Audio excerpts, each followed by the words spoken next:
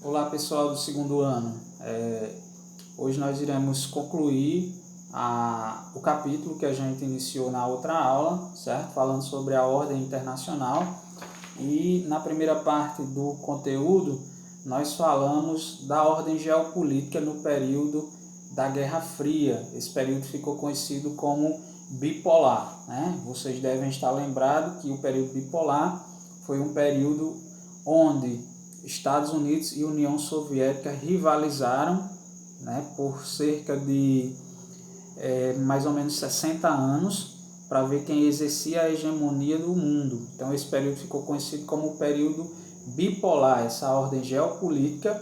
Nós discutimos os principais acontecimentos, né, a questão da Alemanha, do Muro de Berlim, certo? Das alianças militares que foram feitas nesse período, a OTAN, Pacto de Varsóvia, né, capitalismo, socialismo, a gente falou disso na outra aula. E hoje eu quero só concluir esse capítulo falando de alguns pontos que a gente não abordou, né, na outra aula. Na outra aula eu também falei um pouco sobre a ONU, que é a Organização das Nações Unidas, que ela foi criada também logo após o fim da Segunda Guerra Mundial, com o objetivo de tentar manter a paz mundial, porque o mundo já havia enfrentado duas grandes guerras mundiais. Então ela foi criada após o fim da Segunda Guerra Mundial com esse objetivo. E hoje a ONU ela tem uma função não só de manter a paz mundial, mas ela tem outras funções, né? Ela trabalha com a questão da criança e do adolescente, da proteção dos direitos da criança e do adolescente, no combate à fome, né? A questão do meio ambiente, enfim, ela tem outras funções, mas a principal função dela é tentar manter a paz mundial. Então, aqui nesse tópico fala sobre a ONU e a crise de legitimidade, certo? Dentro da ONU tem vários conselhos, só que o principal conselho da ONU é o Conselho de Segurança das Nações Unidas, que é formado apenas por 5 países: Rússia, Estados Unidos, Reino Unido, França e... me fugiu o outro agora,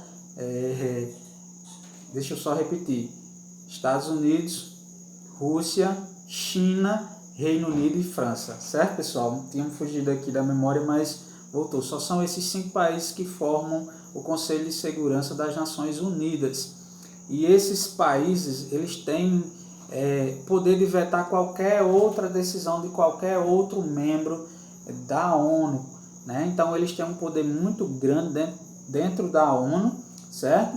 E alguns países já questionam essa questão desses países, de só ter 5 países que formam o Conselho de Segurança da ONU. Então há essa crise de legitimidade, né? Alguns países reivindicam que seja maior o número de componentes do Conselho de Segurança da ONU, né? Que aconteça, que abra um espaço maior para esses países, né? Para outros países participarem do Conselho de Segurança das Nações Unidas, certo? E também, né, outro ponto que a gente vai discutir agora é que nessa nova ordem mundial, né, acabou o período bipolar, a questão de Estados Unidos versus União Soviética. A nova ordem, a atual ordem mundial, né, a ordem geopolítica, ela é conhecida para a maioria dos pesquisadores, dos estudiosos, como ordem multipolar. Por que ordem multipolar? Né? No período da Guerra Fria a gente tinha uma ordem bipolar porque nós tínhamos só 2 grandes potências. E hoje nós temos várias potências. Apesar dos Estados Unidos se destacarem como a maior potência, mas também nós temos outras potências mundiais. Exemplo, o Reino Unido é uma grande potência mundial. A Alemanha é uma grande potência mundial. A Alemanha é a 4ª maior economia do mundo, é um país muito desenvolvido, industrializado. O Japão é um país muito desenvolvido na área de tecnologia, tem a 3ª maior economia do mundo, certo? Então nós temos outras potências que formam uma ordem conhecida como ordem multipolar, certo? Então seria a nova ordem geopolítica mundial. Além dos Estados Unidos, nós temos outras potências, como eu falei, certo? Então essa ordem, ela, para muitos, ela é multipolar. Embora, né, você tenha alguns estudiosos que afirmam que a ordem não é multipolar, né? Hoje, essa ordem seria unipolar. Por que unipolar? Porque você só teria uma grande potência que se destaca no mundo, que é os Estados Unidos. Para mim, como professor de geografia, eu discordo. Eu acredito que além dos Estados Unidos, claro que os Estados Unidos estão lá no topo, mas você também tem outras potências mundiais, como eu falei, Japão, Inglaterra, França, né, Alemanha, Itália, a China. Hoje é uma grande potência, é a segunda maior economia do mundo, né? Então você tem outras potências. Então, para mim, hoje, eu concordo com a maioria dos autores quando fala que a ordem geopolítica atual ela é multipolar e não unipolar, certo, pessoal? Outro ponto que eu quero destacar aqui no assunto é a cooperação Sul-Sul. O que foi essa cooperação Sul-Sul? Ou o que é essa cooperação Sul-Sul, né? Houve um acordo entre os países que ficam, a maioria deles aqui no hemisfério sul, países que são considerados países em desenvolvimento ou países emergentes, como é o caso do Brasil, da Argentina, da África do Sul, entre outros países. Então houve essa cooperação entre eles para facilitar melhor o comércio, para que eles também pudessem negociar com os países desenvolvidos, que geralmente ficam no norte, né? No hemisfério norte, que é o caso dos Estados Unidos, Canadá, dos países europeus. A maioria dos países desenvolvidos fica no hemisfério norte, com exceção da Austrália, da Nova Zelândia. O restante dos países desenvolvidos ficam no hemisfério norte. Então houve essa cooperação sul-sul, né? Esses países em desenvolvimento, países aqui do hemisfério sul, entraram numa espécie de acordo para que eles conseguissem melhor aproximação política com os países desenvolvidos, negociações no comércio e etc. Ok, gente?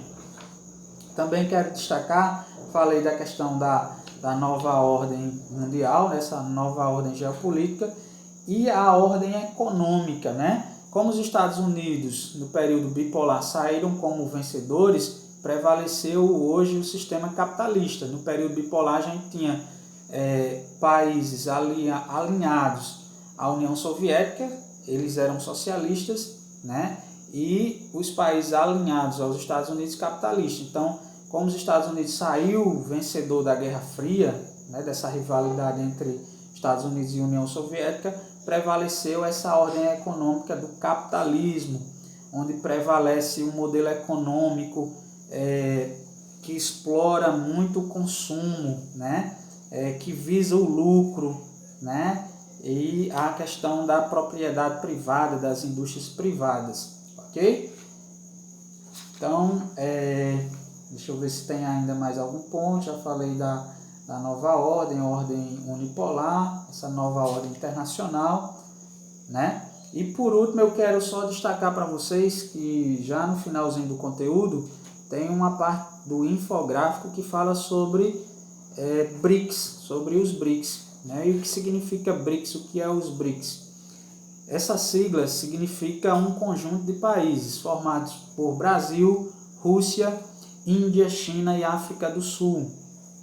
Esses países formam os BRICS, é um grupo de países emergentes, né? Eles têm algumas características em comum, são grandes países em área territorial, em população, e são potências regionais, não são potências a nível mundial. Por exemplo, o Brasil não é uma potência mundial, mas o Brasil é uma potência regional. Aqui na América do Sul, na América Latina, nós temos a maior economia, nós somos o país mais industrializado, nós temos a maior população, então o Brasil ele é uma potência regional, não é uma potência mundial. Assim como os outros países que formam os BRICS. Rússia também é uma potência na área militar, a nível mundial. Índia também hoje é uma potência regional. A China, além de ser uma potência regional, ela é uma potência mundial. E a África do Sul, fechando aqui o BRICS, é uma potência regional na África. Então esses países se uniram para, digamos assim, para eles pleitearem negociações com outros países, para eles terem mais voz a nível internacional. Ok, pessoal? Então, era isso, a gente fecha por aqui esse capítulo.